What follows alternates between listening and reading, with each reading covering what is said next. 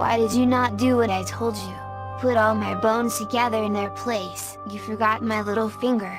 I shall never have one all the days of my life." When the giant came home, he asked the prince, "Where is the bird's nest?" And the prince brought it to him with the eggs all safe within it. And then the giant said, "Ah, you have spoken to my master maid." "Whom do you mean by your master maid?" said the prince. "There are your eggs, what more do you want?" But the giant said, "Well, as the master maid has helped you so far, she can help you always. You shall marry her today and sleep in my own four-poster." The prince was well content with that arrangement and went and sought the master maid and told her what the giant had said. The master maid wept and said, "You know not what he means. His four-poster rolls up and would crush us and we would be dead before the morning. Let me think. Let me think." So the master maid took an apple and divided it into 6 parts and put 2 at the foot of the bed and 2 at the door of the room and 2 at the foot of the stairs. When night came, the master maid and her prince went up into the room with the four-poster, but as soon as it was dark crept down the stairs and went out to the stable and chose 2 of the swiftest horses there and rode away as quickly as they could.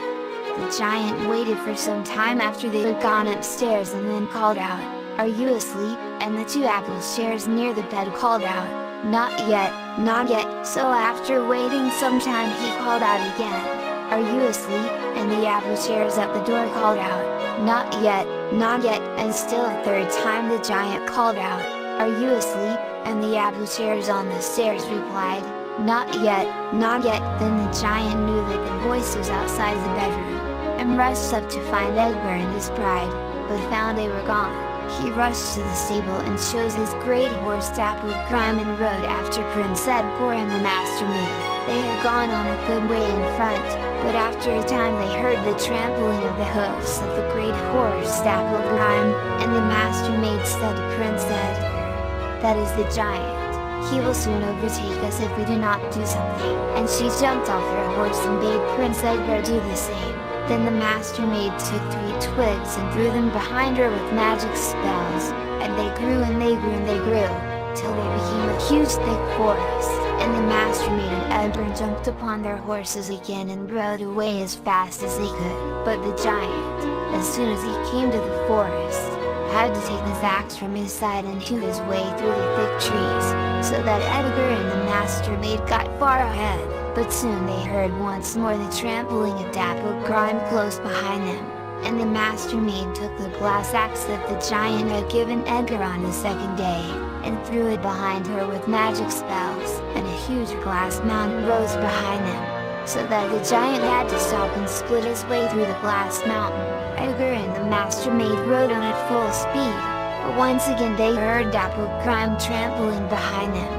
And the master maid took the flask of water from her side and cast it down back of her, and out it gushed a huge stream. When the giant came up to the stream and tried to make Tchaikovsky swim through it, he would not, and then he lay down on the bank of the stream and commenced to drink up as much of it as he could. The giant tries to drink the stream, and he drank and he drank and he drank, till at last he swallowed so much that he burst, and that was the end of the giant. Meanwhile Edgar and the master maid had ridden on fast and furious till they came near where the palace of the king, Edgar's father, could be seen in the far distance. And Edgar said, "Let me go on first and tell my father and mother all that you have done for me, and they will welcome you as their daughter." The master maid shook her head sadly and said,